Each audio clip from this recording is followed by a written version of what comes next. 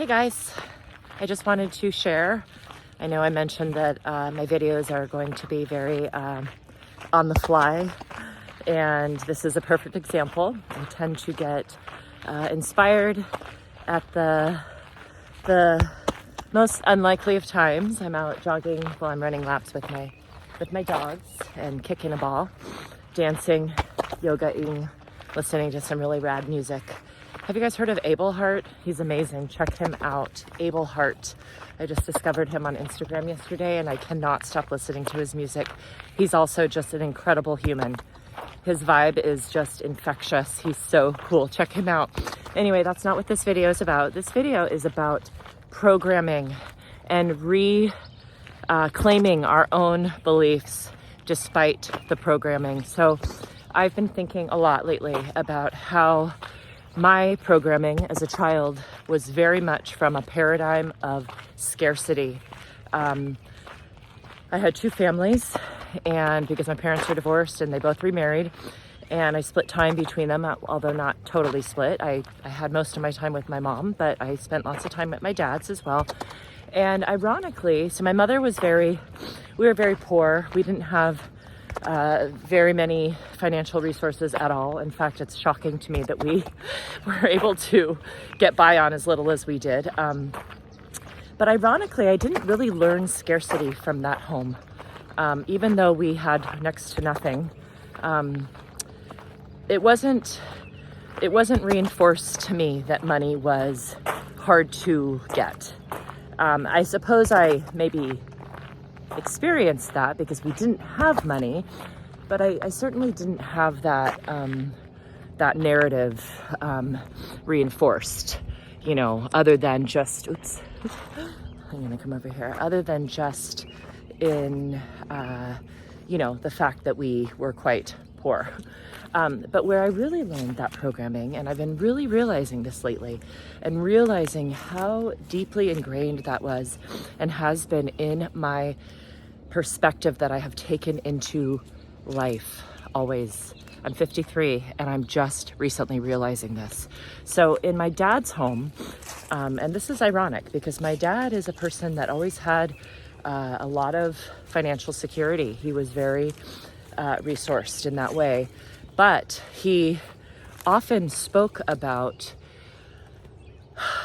how, it's so hard to make it out there. Most people are struggling. He would constantly talk about, like, what are you going to do in your future to make money? And you need to make sure you choose a profession that's stable and that's secure because it's so hard to make money. And, it was pounded into my head. And I realized, I chose my profession largely because of this perspective. I chose to go into nursing, which, yes, it was within the area that I wanted to work. I knew that I wanted to work with people. I wanted to help people live better lives. I wanted to help educate people and support others and be of service, yes. But I think truly, my heart was not in such a restrained role. I think that if I had truly listened to my heart, I would have gone into Eastern medicine or some sort of more alternative, holistic, alternative to Western culture, not alternative at all, actually, more traditional, really, medicine or healing modality. But I knew that I needed to choose something stable, something secure, something that would always be able to provide me with a stable income. And, for those of you who have heard a little bit about my story, you will know, though, that my nursing profession was basically annihilated overnight a few years ago when I was brutally victimized in a crime, and then I was criminalized when I called for help. And as a result of the arrest, I ended up having to surrender my nursing license after 23 years of an impeccable record, having my own business, etc. So at age 51, I lost everything. And not everything. I lost my profession, my financial security, stability, all that. And now I've been on a healing journey, and also one that has taken me to this place where I am now, which is that I am living my truest desire, which is to serve people in a much more holistic way as a coach, as a breathwork facilitator, as a you know, honestly, I was going to say as a guide, but you know, I feel like we're all guiding each other. I feel like we're all supporting each other. I just want to share what I've learned along the way and receive what others have learned and collaborate, because we all have a story. We all have so much wisdom. We all have so many lessons learned.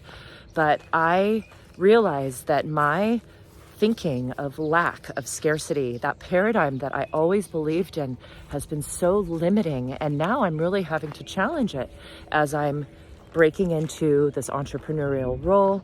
I'm, forging this totally new path. And sure, there's fear, but you know what it's really made me get in touch with? It's really made me get in touch with what are the beliefs that I've been holding on to, and why do I have them, and how do I let go of them? Because what I've realized is I don't claim them anymore. I don't believe them anymore. They don't serve me, and they're not even true.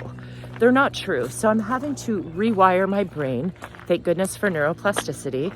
And I do that with practice. It's a practice. It's daily showing up with intention, thinking positive thoughts, thinking that I am abundant, thinking that money flows to me and easily, that it flows through me, that everything that is happening for me, and that the timing is perfect and that I can trust. So I'm rewiring, I'm reframing my brain, and I am rejecting the old programming. That's it. I'm reprogramming. Thank God we can reprogram. It's very, very cool. Just had to share that.